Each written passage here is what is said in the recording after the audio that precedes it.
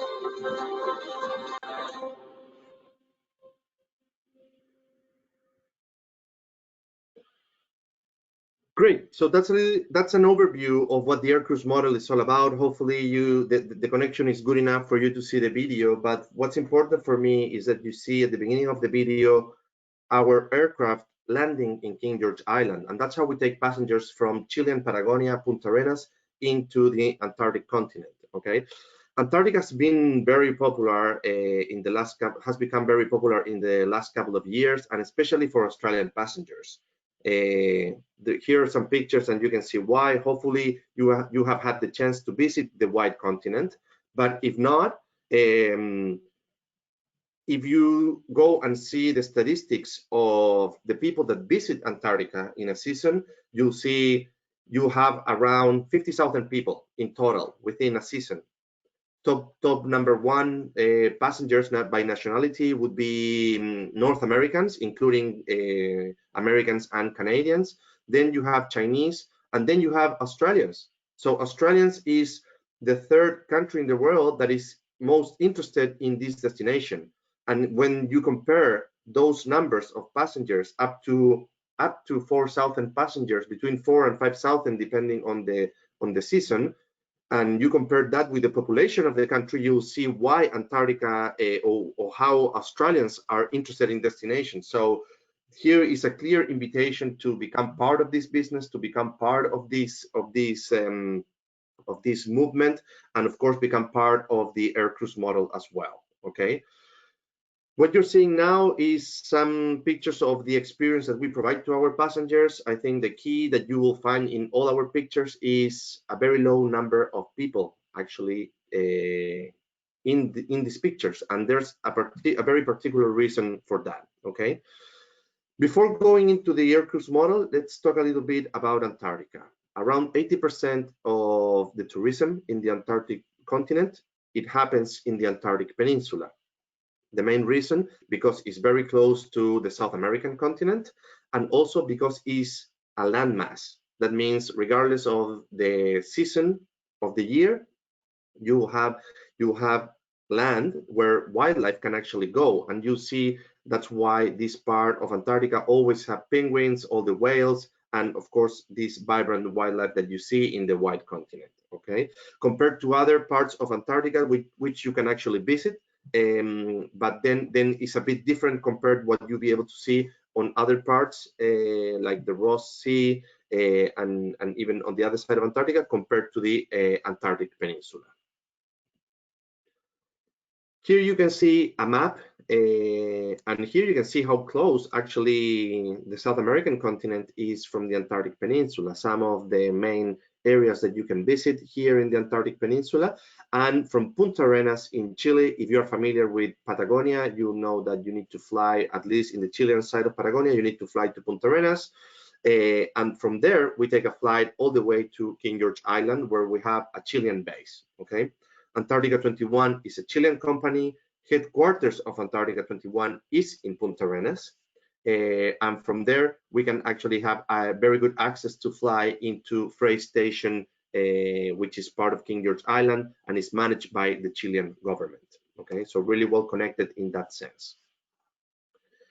Let's go straight into the Aircrews model. Okay, the Aircrews model, as I mentioned, was pioneered and created by Antarctica 21 in 2003, and there are some key aspects. Okay, before this, the way to travel to Antarctica was, the only way to travel to the Antarctic Peninsula was via Ushuaia in Argentina and crossing the Drake Passage. Depending on the conditions of the Drake Passage, it will take between 48 hours or more one way. Okay, so the idea of Antarctica 21 was to reduce this time, was to avoid the storms and the rough seas of the Drake Passage, and they set up this model flying from Punta Arenas into King George Island, and this flight takes 2 hours. Okay, so when you take an Antarctica 21 program, regardless of the length of the program that you're going to be spending in the Antarctic Peninsula, you are reducing the time that it will take you from 4 days to 4 hours. So you're actually gaining 4 days that most of our clients use to visit something else in South America, mostly Patagonia, because the trip starts and ends in Chilean Patagonia, but also people take advantage of this to actually visit other places in South America as well, okay? Then we talk about, of course, the comfort of avoiding the storms, then the speed of going from 2 days to 2 hours for reaching the Antarctic Peninsula. And then for me, the most important one and what makes this product so special and so unique is the number of people, okay? So it's a small size program, and in average, we take 70 passengers per departure, okay? We're gonna go into detail in this point and in the rest, and what does it mean to actually have an average of 70 passengers. Okay, there are a couple of things very important. Our vessels, the capacity of the vessels for the total number of passengers reach up to 100, okay? But we only take 70 passengers. That means that our capacity per departure is determined by the aircraft and not by our ship, okay? Why is this? Because when you reach Antarctica by air, you have this 2-hour flight from Punta Arenas into King George Island, and from there the pilot has actually visually has to see what is happening. So there's a risk of not reaching Antarctica because you have fog on the runway in King George Island or low clouds, okay? This can become a problem if you don't have the right operation, the right company, and the right pilots, which fortunately we do have, and that's why we use the capacity of the aircraft, which is 70 passengers, and we only use 1 flight per departure. This means that we don't try to fill up our ship to 100 passengers, we keep it as the capacity of the aircraft. This gives us today an average that plus around 82% of our departures reach King George Island or the Antarctica in the day that is scheduled on the program, okay? This is, if you compare to other Aircrews models, this is very high, okay? And there are a couple of reasons for that. First, having 1 flight per departure. And second, we have priority. So the charter company that provides these flights from Punta Arenas in Chilean Patagonia to King George Island is called DAP. DAP is a partner of Antarctica 21, and let's say you have only 1 flight scheduled for that day, the priority is for Antarctica 21 to take that flight. Let's say it's more than 1 flight that day, and you have 3 flights scheduled for a specific day. Antarctica 21 can choose if they want the 6 a.m. flight, the 10 a.m. flight, or the 12 p.m. flight. So in that way, we'll choose the slot that provide us the best chances to actually reach Antarctica. So that's why 1 flight and having this priority with Antarctica 21 provide us with a really high ratio of reaching Antarctica on the day that is scheduled. The other 18% of the time, we have 1 or 2 days of delay. In general terms, I would say that around 15 percentile points or 15% is you have 1 day of delay and the rest 2 days of delay. And by day 4, if you haven't take off by day 4 of the program to reach Antarctica, the program is canceled and you have 100% refund. In 15 years of operation, this has happened only one time, okay, once. So our records are really good and the same, and that's why this model has proven to be very successful, and we are keeping this on the right track, okay? Let's talk about number of passengers again on board of the ship, 70 passengers. With our vessels, Magellan Explorer and the Brilliant Sky, we have 14 expedition leaders, okay, for an average of 70 passengers. This means that we have one of the most personalized service we're one of the most personalized service today operating the Antarctic Peninsula. Okay, this means one expedition leader over 5 passengers. This is a very high ratio considering the operational demands that are required to operate the Antarctic continent. Okay, and then probably the most important one, the one that affects most directly our passengers and the experience, is the number of passengers that are determined to be able to be in one spot at the same time in Antarctica. Okay, so the IATO, which is the entity that regulates tourism in Antarctica, they demand that only a maximum of 100 people, including the crew, can be at the same time on the same spot in one particular area in Antarctica. So having an average of 70 passengers plus 14 expedition leaders, it means that we can disembark everyone at the same time to actually do the landings. So we do one landing in the morning, between 2.5 to 3 hours. Then we come back for lunch, and then we do another landing in the afternoon, between 2.5 to 3 hours after lunch. In between, at lunchtime, because everyone goes out and everyone comes in, at lunchtime, we can move the ship from one spot to the other. So that means that you're visiting 2 different spots in the same day, up to 6 hours of exploration within those 2 spots.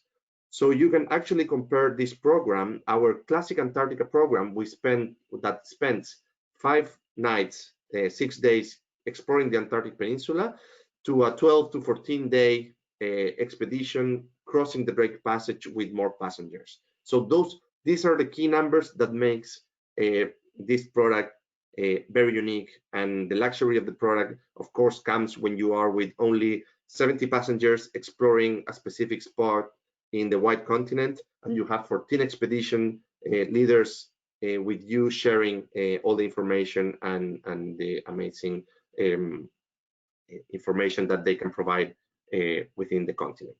Okay.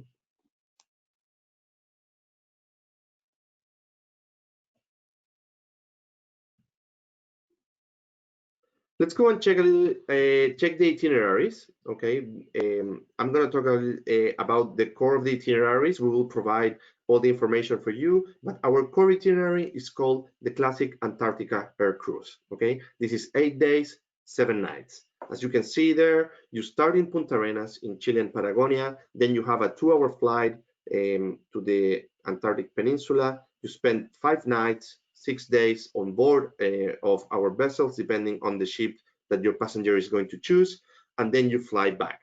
This program stays the first night and the last night of the program in Chile and Patagonia, and then 5 nights in the Antarctic Peninsula. As I mentioned before, each day you have 2 landings, 1 in the morning, 1 in the afternoon, and between 2.5 to 3 hours per landing. We do have lectures at night before dinner, sorry. And of course, all meals and drinks at dinner and lunchtime are included as well. Okay. Then we have another program that is called the Polar Circle Air Cruise. This is 9 nights, 10 days. The dynamics of this program is very similar to what the Classic Antarctica is doing. First night and last night in Chile and Patagonia in Punta Arenas. Those nights are included in the program as well, with all meals and everything that you need to actually be comfortable in Patagonia before and after your trip or your expedition to Antarctica. And then on this program, we spent 7 nights exploring the Antarctic Peninsula.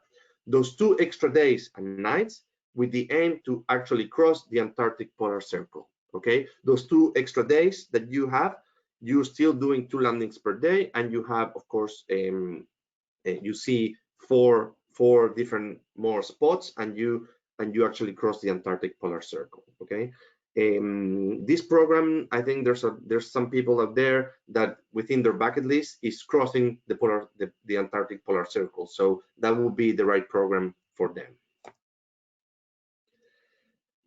And because we have a new vessel that started 1920 season, this past season, Antarctic season, we developed some new itineraries.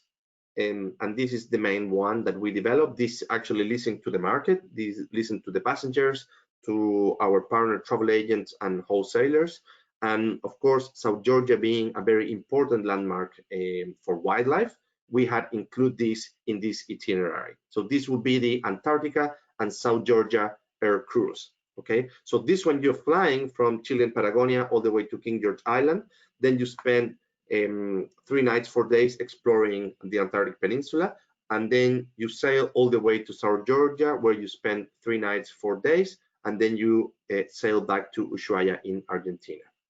In total, this is 15 nights, 16 days, and this program, of course, includes what you see in the Antarctic Peninsula, everything that you can experience in South Georgia, which is mainly wildlife.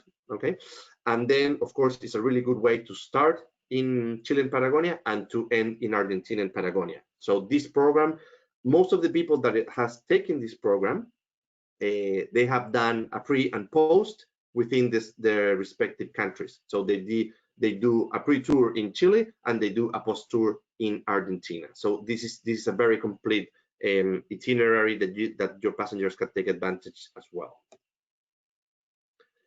And with our new vessel, the Magellan Explorer, already operating, we have developed the small ship expeditions. Okay, these are sub-Antarctic programs, and there are 2 itineraries here. You depart from Ushuaia, going through Patagonian fjords, visit Cape Horn, and then going to the Falkland Islands. Okay, this is a very affordable option. A lot of people that they are interested in Falkland Islands, they have even combined an air cruise with this option as well, and put it together in one itinerary, which is also an option. This is 7 nights, 8 days. Okay, and then the other one, probably the most popular within this one, is Falkland and South Georgia. And here you have the history component of the Falkland Islands, and of course the wildlife component of South Georgia in one itinerary. And we have had passengers combining also this program with an air cruise with a classic Antarctica that just visit the Antarctic Peninsula. And of course, with that, you can get some benefits in terms of price as well. Let's go and check our vessels and aircraft. Okay, so what are we using for doing these air cruises? And this is the Magellan Explorer. This vessel is owned and built by Antarctica 21 in Chile, with the specific aim of doing air cruises. So people ask me, what does that mean? What does it mean that you build a ship to do air cruises? It means, I will give you an example. In other vessels that we have, that we charter, like the Ocean Nova, that we will see a little bit later, we can disembark everyone in less than 20 minutes to do the landings. That vessel has only one gangway to actually go out and in. The Magellan Explorer has 4.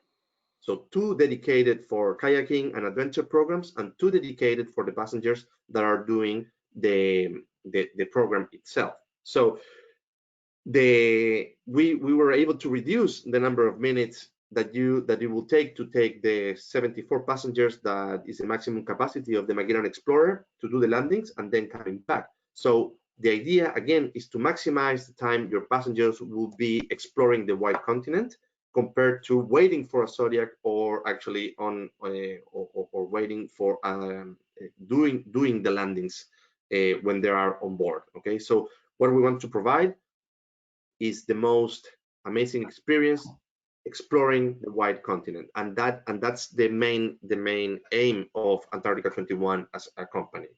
And with this vessel, we can achieve that, and of course increase the level of comfort for our passengers that demand something a little bit more comfortable than what we can deliver in our expedition vessel, the Magellan Explorer. I'll show you a little bit how Magellan Explorer looks like in real life. I was there in November last year, before everything went on lockdown, so I was able to come back to Australia with no problem. But this is what the Magellan Explorer looks like. Okay, this is the main observation deck. You can see you have 280 degrees of views, and of course a very comfortable space to actually where most of our passengers, they go out exploring and they finish their day in this area of the ship. Okay, then the cabins, very comfortable. Everything is new. The vessel is new, and they just ran through their first season, and we were lucky enough to be able to run the complete 1920 season all the way to the end, which is a big advantage considering everything that's been happening in the world lately.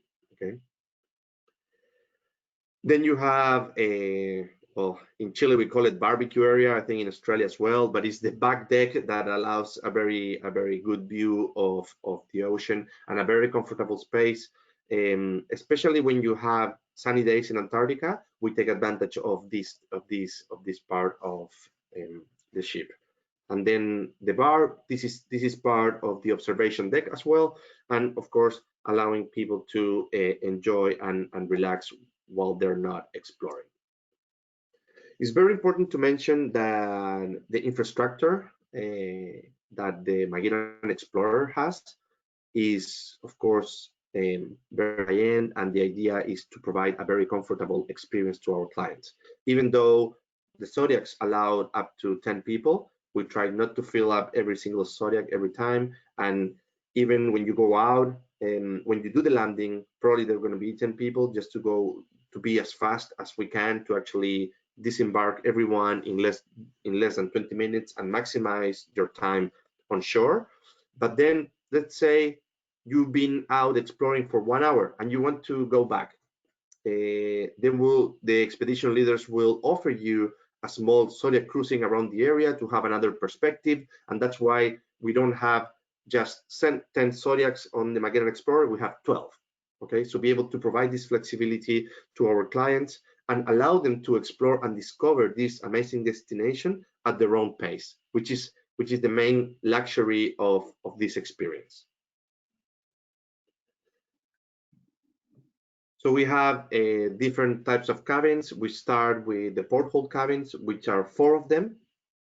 Portholes because they have an actual porthole, 50 centimeters in diameter, 2 of them in the cabin, 20 square meters. And then you go up all the way to the grand suites, which is 40 square meters.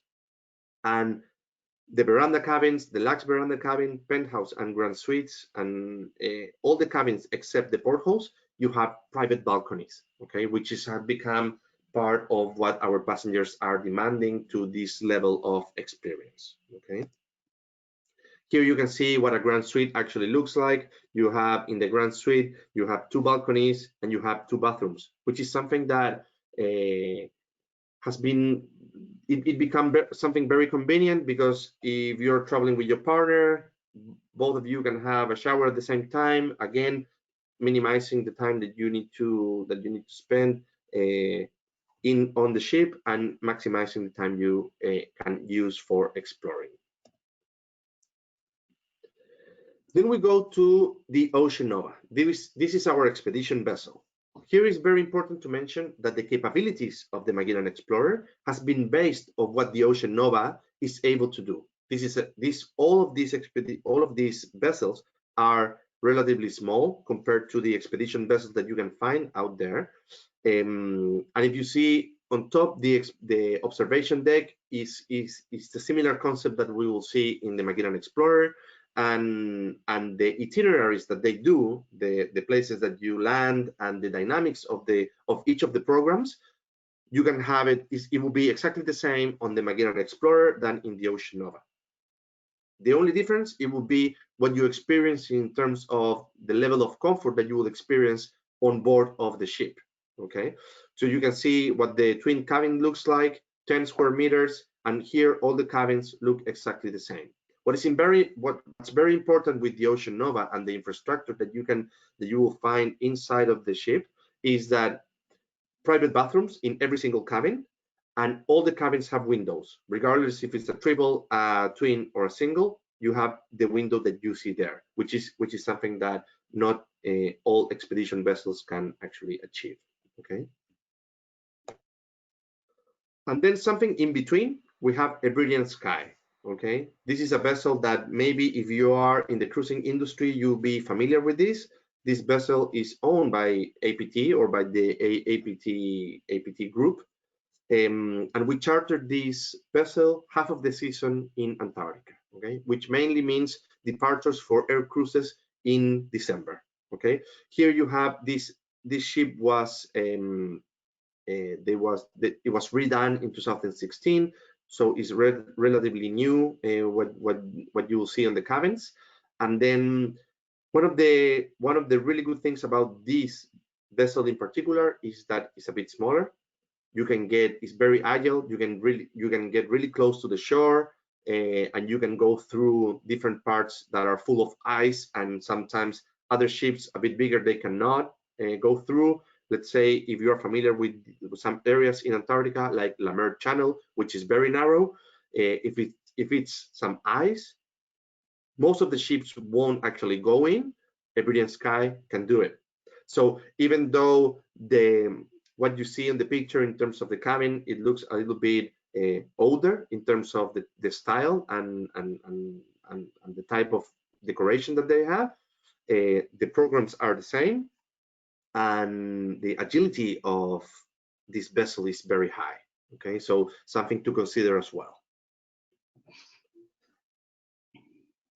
And to make all this happen, we have the aircraft. Okay, this is the British Aerospace aircraft, and what you can see there is, of course, the wings are very high compared to the fuselage. This means that it's an aircraft designed for short runways.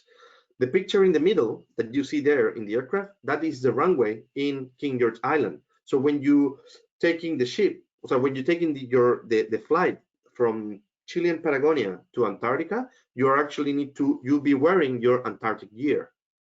And the reason for this is because you open the doors of the aircraft, you're already in Antarctic territory. Okay. You get out there, there's no terminal in King George Island, there's no airport, so you literally get out of the aircraft into King George Island. Okay, so that's why it's important to wear your Antarctic gear when you take the flight. Okay, also on the flight, each passenger has a baggage allowance of 20 kilos, but these 20 kilos are mainly for the clothes that you're going to use on board of the ship. Because remember that you're wearing your Antarctic gear, which is the heavy part of your luggage. So you're wearing that, and then you can have a small carry-on, and then you have your check-in luggage will be up to 20 kilos. If you're doing or traveling within South America as well, in combination with one of our programs, all the luggage that you cannot take to Antarctica, it will stay in Chilean Patagonia in the hotels. And that is kept and all managed by the operation team of Antarctica 21. So you go to Antarctica, your luggage stays in the hotel, you come back, your luggage is there waiting for you to continue your trip within South America. Some of the news that I have is for next season, for 2021 season. We still don't know if we're going to operate the season or no. We can go into that when we finish a little bit of the specifications, but we will have what we call the Explorer House.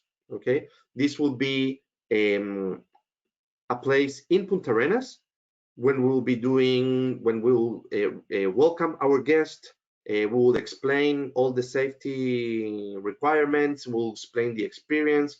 We'll provide the boots that we lend to each passenger, waterproof boots to each passenger. They will have the chance to actually buy one of the expedition jackets if they want to. So this will be a place specifically designed for Antarctica 21 passengers, and all our passengers, of course, have exclusive access to this area. Okay. Some of the extras that we do, which are mainly adventure programs, is hiking and snowshoeing in Antarctica. This is something that you'll be able to buy on board of the ship.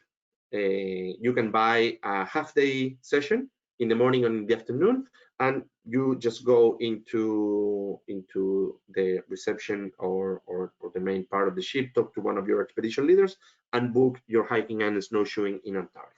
And then we have the sea kayaking in Antarctica. The sea kayaking program is a little bit different. This one you need to buy in advance, and that means that when you buy the kayak program, the kayak is yours the whole expedition. The main reason for this: safety measures.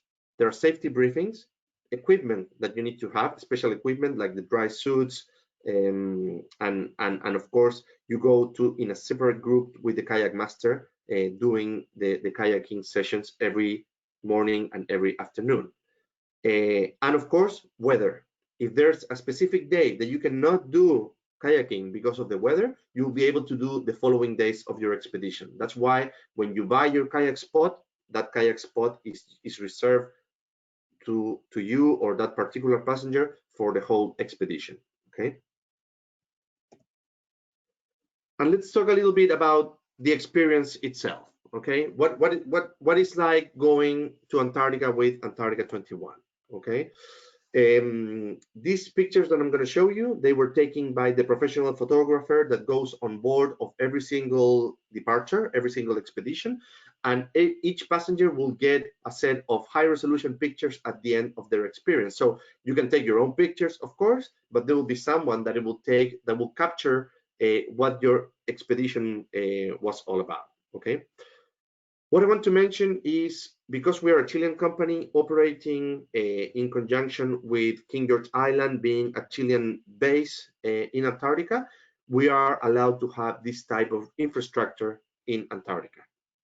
Okay, of course, the vehicles allow us to carry all the luggage. When you are arriving to King George Island, you get off the plane, all the luggage goes into these vehicles and into the ships. Okay, all the passengers meet at this place. And how the operation works: when one flight arrives with the group of passengers, that means that one other group is actually finishing their expedition and they go back to South America.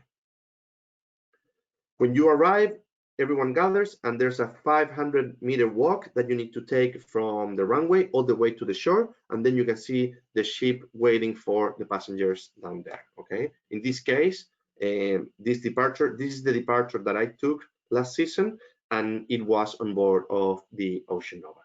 Okay, our staff, of course, everyone professional on their field. These are the people that are providing the lectures and sharing all the knowledge and the information with our passengers when we are in Antarctica.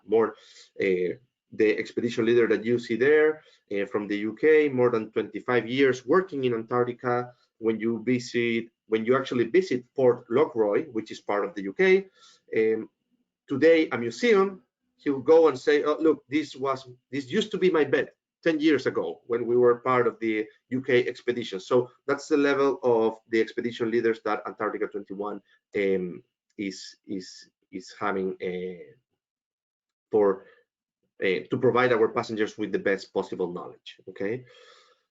Of course, this is part of the infrastructure of the Chilean base, and because we are going there every 7 or 5 days, we have access to, again, infrastructure that is not allowed to everyone. Okay. When you arrive there, there are a couple of pictures that I want to share with you, which shows the whole group. So this is all the passengers in one expedition. This is 64 passengers, and in the case of Ocean Nova, which is our expedition vessel, you have 12 expedition leaders. Okay, so it's a very few people when you are in the white continent, and this again is the luxury of the Antarctica 21 program. Of course, most of the people, and we have been discussing this with Hannah for some time now, most of the people will give you a call or will be interested in this program because you fly in and fly out, avoiding the Drake Passage. But most of the people will book with Antarctica 21 because of 70 passengers average per departure. When you arrive, even you haven't set foot in the Antarctic continent yet, you're still in Antarctica, Antarctic territory, and you start seeing wildlife right away. Okay. On the first day of your expedition, there are no landings scheduled for that day, because that day, which is the second day of the program, you're standby for flying, and the main objective of that day is to reach King George Island and board your ship. Okay, having that day scheduled like that allow us to have a lot of flexibility for our passengers. So that means on this day, even though this one was the first departure of the season, which started on the 2nd of December, a lot of people will tell you, no, December is not the whale season, which in a way is true. Is not considered the whale season, but we saw whales every day. So even though the majority of the whales will be able to be seen from 15 January onwards in the Antarctic season, there are no rules in Antarctica.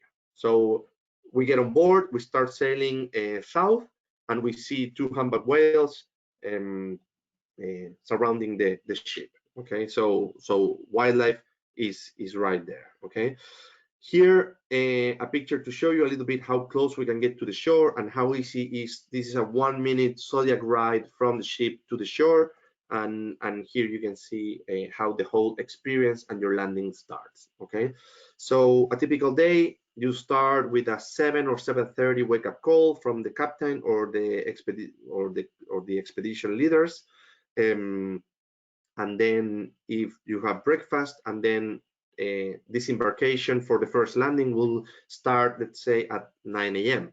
Okay, the expedition leaders will go ahead, will go before that time, and they will set up different routes with these red flags, and then you will have the freedom to choose what you want to see. You'll be able to go to see some leopard seals, a colony of penguins, and then you have until up to 3 hours there.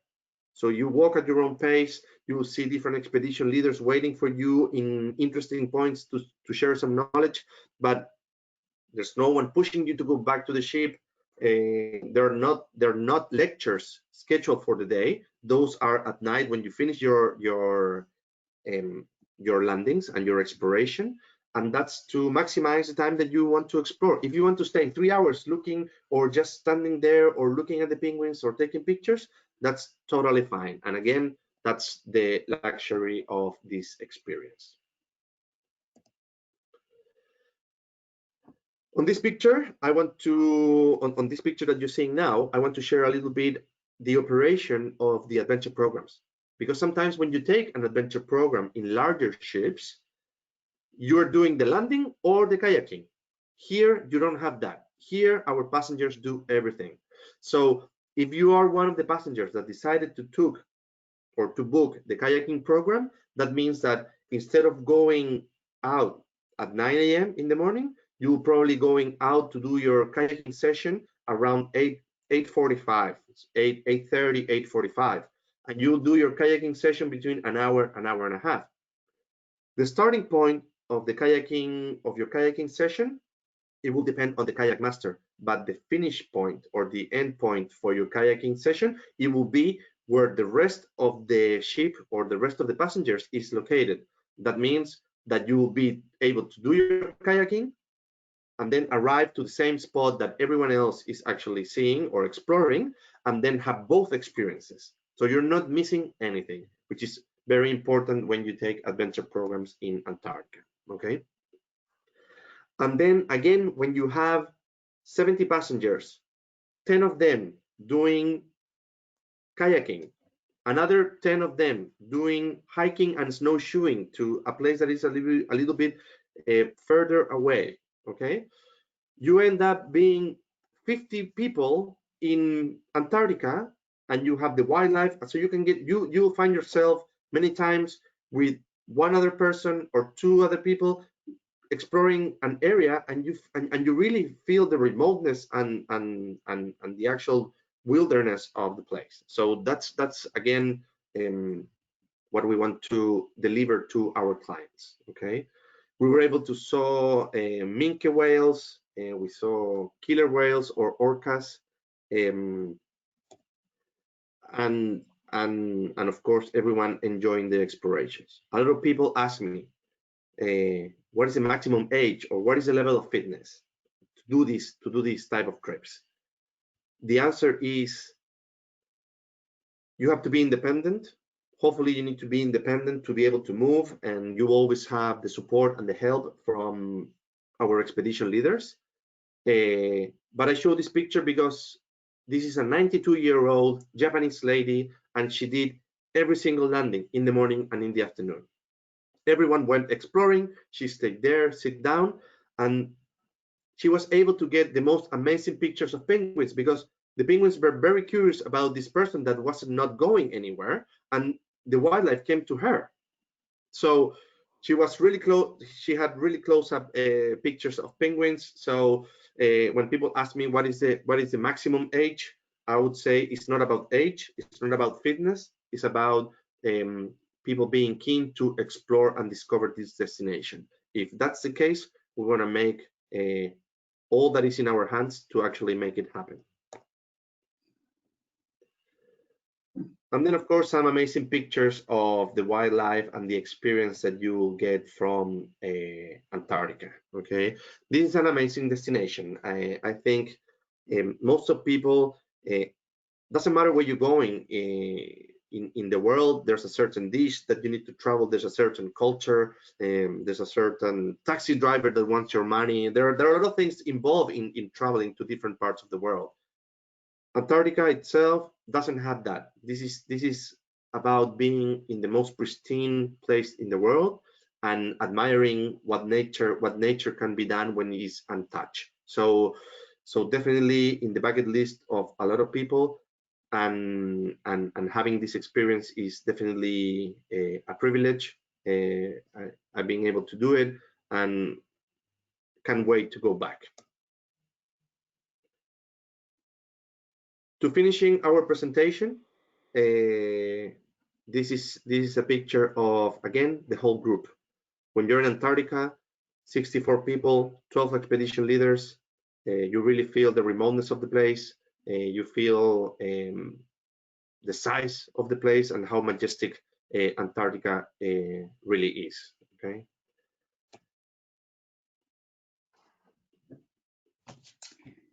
And to finish, Hannah, go ahead. Yeah. No, you go first now. Yeah. We have something that we have set up for a future travel certificate. We will allow a 20% discount for specific departures in 2021 season. This is something that we have set up in our minds. We want to think positive. We want to think that borders are going to be open soon and things are going to get better. And for that, we have set up this certificate for passengers that want to travel with Antarctica 21 and access this type of discount.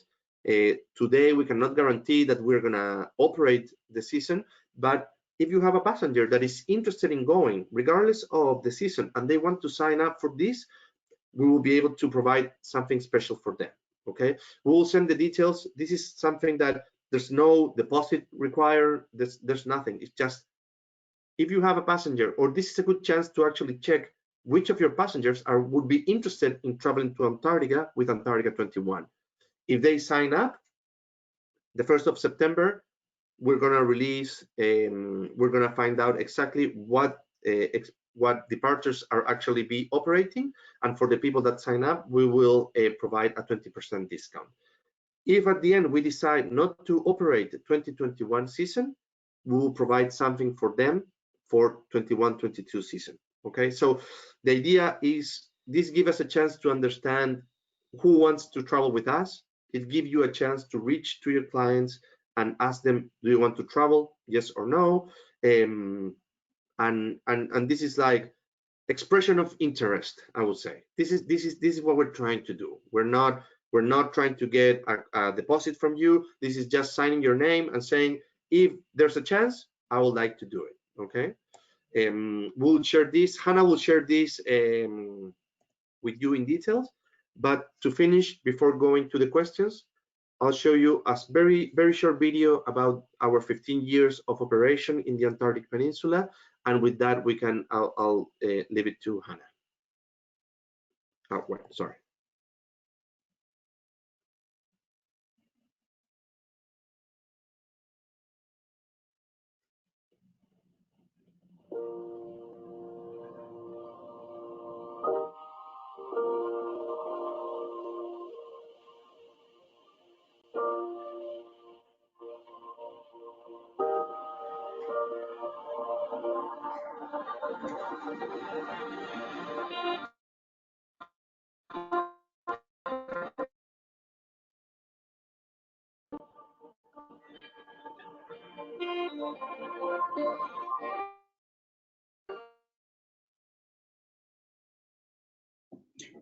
That movie's not coming through, Ben.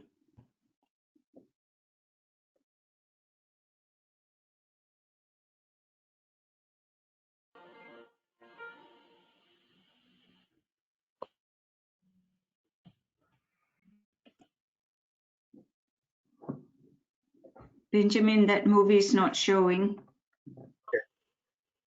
Okay, don't worry. I'll share the presentation with everyone, and I'll send you the video so you can see. But the idea is to show you what it's been this journey of 15 years of starting with this pioneering this cruise model, Aircrews model, and where the future is going. Our own ship. Hopefully, we are able to get some more ships in our fleet. But today, what we're really hoping is we can open the borders, operate our 2021 season, and if not, we'll start pushing our 21-22 season. Thank you very much. Thank you, Benjamin, for that wonderful presentation.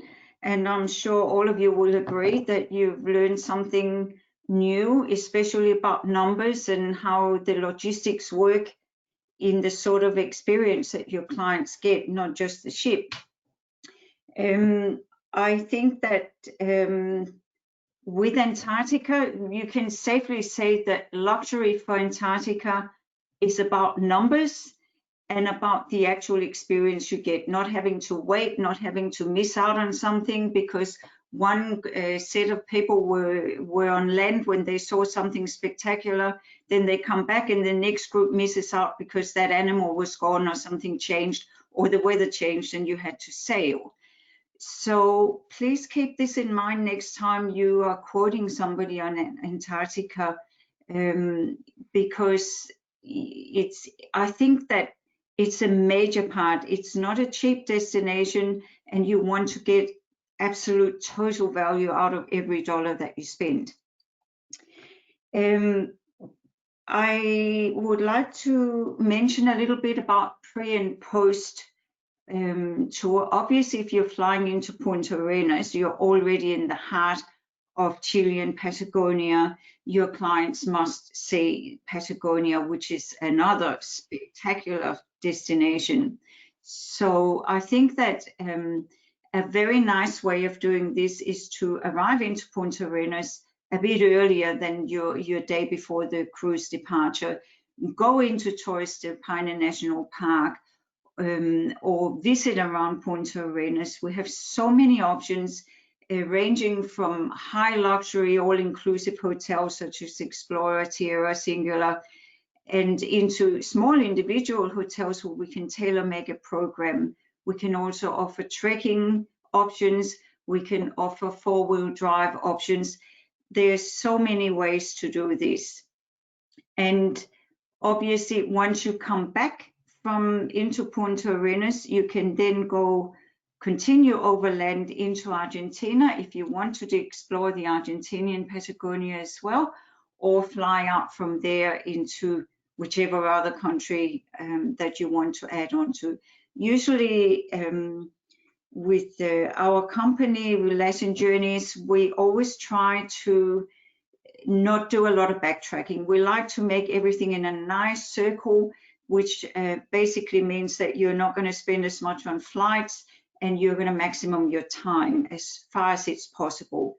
So we take all of this into consideration when we're designing your itineraries.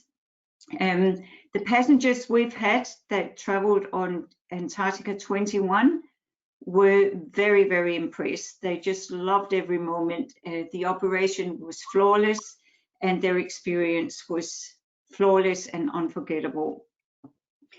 Now, about this certificate that you would have seen on the bottom of the invitation, what we would like you to do is basically use this as a future opportunity to make a sale. So you can sign up for this certificate. You will need to email info@latinjourneys.com.au, and Garcia will send you a certificate to say that you are participating in this promotion. There's absolutely nothing to lose. It doesn't oblige you to buy anything. All it does is that it basically allows you to obtain a discount for passenger that's considering going to Antarctica in the future. And any big discount on an Antarctica cruise will always involve a lot of money. So it's a very, very good deal, and I think an interesting promotion that I hope most of you will take advantage of. Apart from that, we're still working.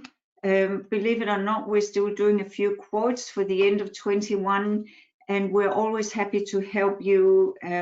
I would say that if you have questions about Antarctica, like if you're not sure whether it's the right program for your passengers or not, please, and especially I would say that you should need to have a chat to Ed.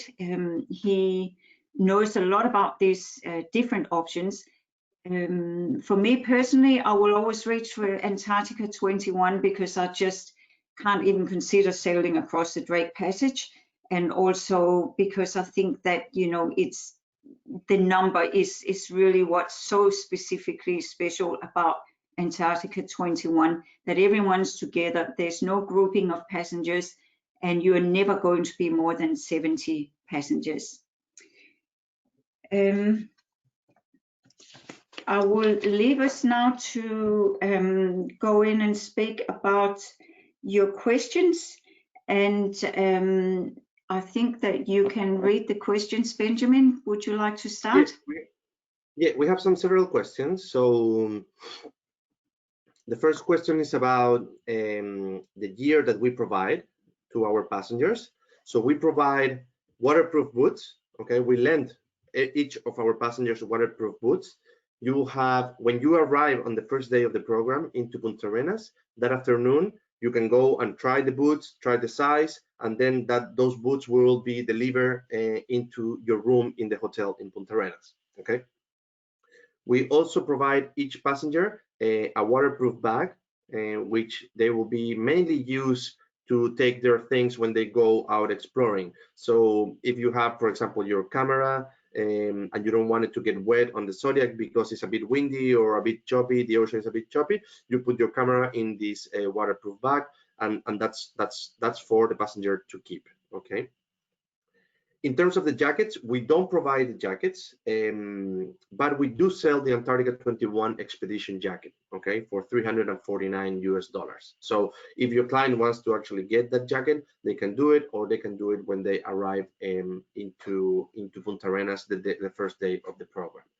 The main reason is to keep all our passengers, they want to feel it like individuals and not like everyone on the same color. This is something that I understand that is standard for other companies to do it. They just put the cost of the jacket within the program. We don't do it like that. If you want the jacket, it's there, and it's the same jacket as the expedition leaders are using. Okay. Then another question is about a single supplement. Okay, in every single of our ships, in every single ship that we have on the 3 vessels, we do have dedicated single cabins. Okay, so that means that it won't be a single supplement. And we also have this number of cabins are limited by, of course, in each vessel between 4 to 5 single cabins, no more than that. And in some specific categories, in the lower categories of our vessels, we do twin share. okay? And we take care of getting another person of the same gender for that cabin. And we also, if you want that cabin for yourself, a twin cabin for yourself, there's a single supplement of 85% of the berth that you won't be using, okay? So that's why when you put that in perspective, it's better to get a single cabin. So it will be more convenient, okay? There's another question about when there's a delay, okay? So when there's a delay in terms of the flight, there are two main things that we need to consider. Antarctica 21, they don't get in Punta Arenas, they don't get an allotment of the rooms. They buy the rooms in Punta Arenas. This means that we don't release those rooms until all our passengers are on board of the vessel in Antarctica. So if there's a delay, you don't need to be waiting for your hotel room to be ready or nothing. You have your hotel room right there. If there's a delay, what will happen is that your time in Antarctica will be reduced by that day, okay? It's also very important to mention that we ask passengers that the first day of the program to be in Punta Arenas before 2 p.m. because, as I was mentioning, you need to fly. You need a 2-hour window with no fog, no low clouds in Antarctica to be able to land in Antarctica. So when sometimes you see that for tomorrow, there's no 2-hour window. It has happened in the past that we actually decide to take the flight that night, the first day of the program instead of the second day. So that way you're getting an extra day in Antarctica. So it could have, if there's a delay, it can also happen that we actually take the flight in advance. Okay, that's why we ask people to be there before 2 p.m. the first day of the program. But the answer is yes. If there's a delay, you are reducing one day the number of days that you will be in Antarctica. Okay.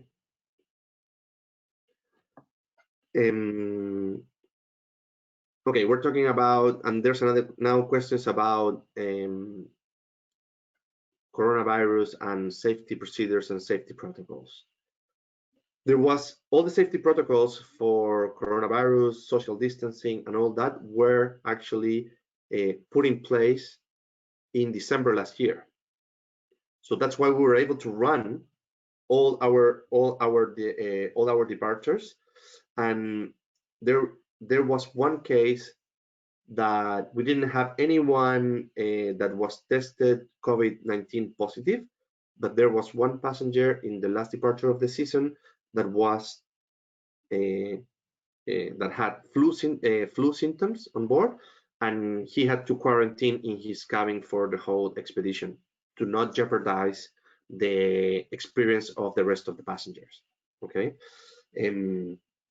But at the end it was a flu. Unfortunately for him, we provide of course an option for him to go again and those type of things, but we wouldn't want to actually put in risk all the passengers on board. But yes, Antarctica 21 is working on creating these new policies of social distancing, and of course the ratios that we were talking about, the number of people in a zodiac, and maybe we'll change a little bit the number of minutes that we take to disembark everyone. Maybe it's a little bit longer, but people need to understand that it's a safety precaution, and we don't want to experience a pandemic like this again. So yes, those protocols will be in place. As soon as they're ready, we'll share them with you as well. Okay.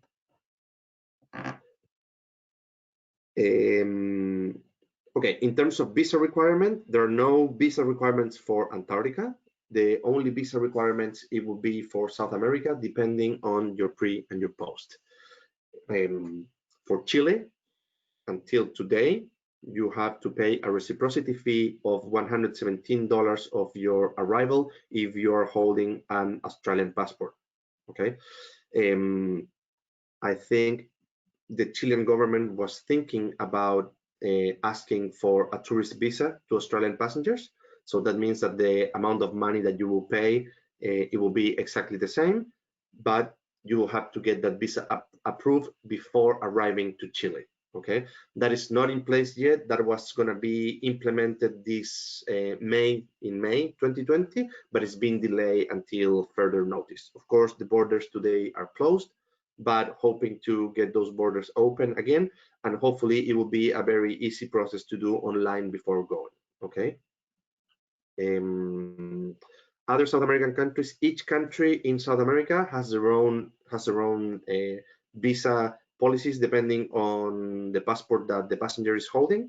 I understand Argentina took away the visa process, and now is just I think it's a reciprocity fee, and then you need to find out where your client is going, and with that I'm sure Hannah will be able to suggest exactly which visa do you need. Yeah, Benjamin, actually it's only Chile. All the other countries do not require visas for Australian passport holders. Of course, we don't know what the situation is with that yet, but the idea was that the reciprocity fee would be replaced with a visa requirement. So you don't need visas for Brazil, Argentina, Peru, Ecuador, or Colombia. So, you know, like that's the situation as it is at the moment. Okay. Okay, yes. Sorry, the last question is if the recording will be available. The answer is yes. And of course, there's a lot of information involved about the ships, about the program, and the whole experience itself. So yes, we'll share the complete recording with everyone that participates. Okay. And thank you, Ben. I think we need to probably hold it here because we've gone over an hour, but thank you so much for your wonderful knowledge and sharing all of this with us. I'm sure everybody has learned something today, and it's really nice to be in touch with all of you. It feels like ages since I've been to visit any of you in your agencies or, you know, spoken to you on the phone, and it's very much appreciated that you're taking this time to learn new things and learn or refresh old things. And please email us about the certificates. And the next webinar we're going to be doing, we're probably going to give it about a 4 weeks hold now, will be on Peru. So we'll let you know when that takes place. Thank you so much for your attention. Thank you very much, Benjamin, for your fantastic presentation. And have a great day, everyone. Bye. Yeah. Thank you, Hannah. Thank you, everyone, for joining. And if you have any questions, please share it with Hannah. We're happy to do it. And I think we invite you, if you want to create your own Antarctica event at your travel agency, we're happy to go. We're happy to talk to your clients and help them understand better this product. And hopefully we can get some passengers together. So thank you very much. And have a great day. Thank you. Bye-bye.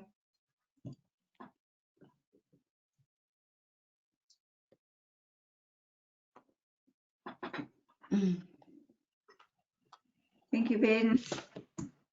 Thank you, Hannah. That was great. So I stop.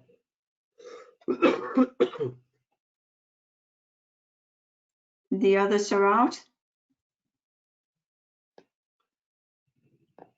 Yeah, the only thing that didn't work well, Benjamin, were the movies. Okay. Just Zoom. I don't know what it is, but movies don't come. If you do a future one, maybe leave the movies out. Yeah, no, that's okay. It was mainly the sound, you know, they froze. Okay.